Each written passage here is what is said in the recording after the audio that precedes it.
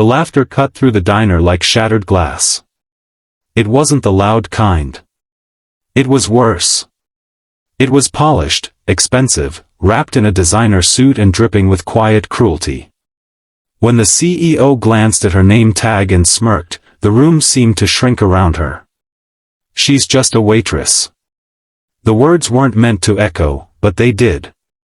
Before we begin, if you believe kindness matters more than status, and that everyone deserves a second chance, take a moment to like, comment, share, and subscribe.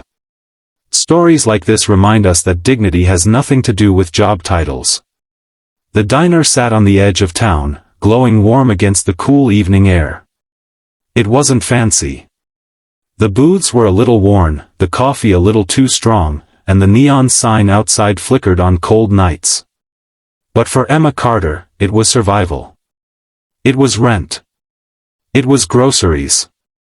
It was the difference between keeping her small apartment and sleeping in her car. Emma was 28 years old, with tired eyes that still somehow held kindness. She wore her pale blue uniform with quiet pride, even if the world didn't see it that way. Every morning, she tied her dark hair into a neat bun, pinned her name tag straight, and reminded herself that work was work, and honest work was something to respect. But that evening felt different. A sleek black car had pulled up outside, the kind that didn't belong in front of a roadside diner. Out stepped Daniel Whitmore, CEO of a rapidly rising tech corporation, a man whose face appeared in business magazines and online interviews. He was used to boardrooms, private flights, and people who nodded before he finished speaking. He entered with confidence, his tailored suit sharp against the humble setting. Emma greeted him the same way she greeted everyone, with a gentle smile and a warm welcome. She poured his coffee carefully, refilled his water before he asked, and recommended the house special. He barely looked at her. When the bill came, he examined it like it was an insult. That's when one of his associates, who had joined him midway through the meal, casually asked why they had chosen a place like this for dinner. Daniel leaned back in the booth, glanced at Emma standing nearby, and let out that laugh. "She's just a waitress. These places are all the same." He didn't whisper. The words hit her harder than she expected.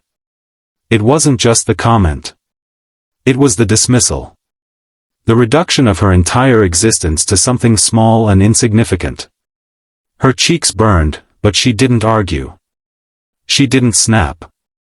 She simply nodded politely and walked away, her hands trembling slightly as she cleared another table. What Daniel didn't notice was the man who had just stepped through the diner's door. Michael Reyes wasn't dressed like a CEO. His jeans were faded, his boots scuffed from long days of work.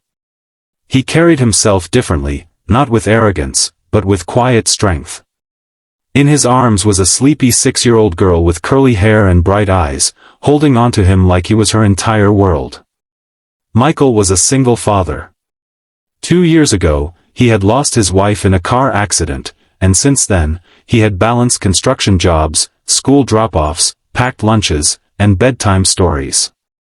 He knew what exhaustion felt like. He knew what sacrifice looked like. And he knew Emma. Not as just a waitress, but as the woman who slipped extra fries onto his daughter's plate when money was tight. The woman who once paid for their meal anonymously when Michael's wallet had come up short. The woman who always knelt to eye level when speaking to his little girl, making her feel important. He had seen her kindness long before he ever noticed her beauty. That evening, he had planned something small but meaningful. He had saved for weeks to take Emma out to dinner, not at the diner, but somewhere she wouldn't have to work. Somewhere she could sit on the other side of the table. But when he stepped inside and saw the look on her face, pale and shaken, he paused. He didn't hear the exact words Daniel had said, but he saw the aftermath. He saw the way she blinked back tears while carrying plates. He saw the way her shoulders had tightened. Michael walked toward her slowly, his daughter now wide awake and waving excitedly.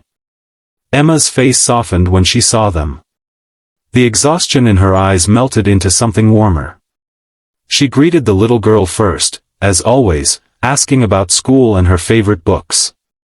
That was who she was. Even when hurt, she chose gentleness. Michael set his daughter down and looked at Emma with steady eyes. There was no grand speech. No dramatic confrontation. Just something simple and powerful. He reached for the diner door and held it open. Not for himself. For her. The gesture seemed small, but in that moment, it felt monumental. He wasn't just opening a door. He was offering her dignity. He was saying, without words, that she deserved more than dismissal. More than laughter. Daniel noticed. It was hard not to. The single dad in worn boots holding the door for the waitress he had just belittled. Michael spoke quietly to Emma, asking if her shift was ending soon. He had reservations at a small family restaurant across town. Nothing extravagant. Just a place with candlelight and soft music. Emma hesitated. She glanced at her manager, who had witnessed the earlier humiliation. With a gentle nod, the manager told her she could leave early. And so she untied her apron. As Emma stepped toward the door, Daniel watched with curiosity. He expected embarrassment, perhaps even desperation. Instead, he saw something he hadn't anticipated. Respect. Michael didn't rush her. He didn't look ashamed of her uniform. He held the door wide, his daughter beaming up at Emma like she was already part of their family. The three of them walked out together, framed by the warm glow of the diner lights behind them. Daniel sat back in his booth, unsettled. For the first time that evening, he felt small. Not because of money. Not because of status. But because he had reduced a human being to a title, while another man saw her worth without hesitation. Weeks passed. Daniel returned to the diner one afternoon, alone this time. Not in a suit, but in simple clothes. He ordered coffee and waited. Emma wasn't there. Instead, he saw a photograph taped near the register. It showed Emma, Michael, and the little girl at what looked like a school event. Emma was kneeling beside the child, both of them laughing.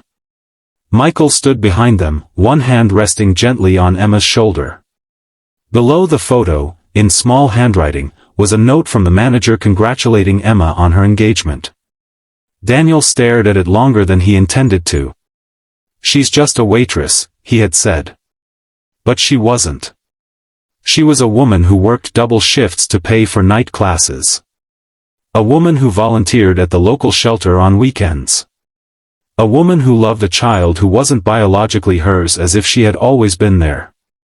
She was someone's future wife. Someone's safe place. Someone's answered prayer. Months later, Daniel made a quiet donation to the diner's staff education fund, something he never publicized. It didn't erase what he had said. But it was a start. As for Emma, she eventually left the diner, not because she was ashamed of it, but because she had graduated with a degree in early childhood education. Michael stood in the front row at her ceremony, his daughter in his arms, both of them cheering louder than anyone else. Life didn't change overnight. They still faced bills. They still argued about schedules and responsibilities. But they faced everything together. And that made all the difference. Before we close, if this story touched your heart even a little, please take a moment to like, share, and subscribe.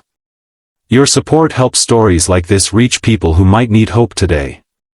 And I have one special request: comment below with the words, "Kindness is never small," if you believe no job defines a person's worth. Because sometimes, the most powerful door someone can open isn't made of wood or glass. It's the one that leads to dignity, respect, and a life where no one is ever just anything again.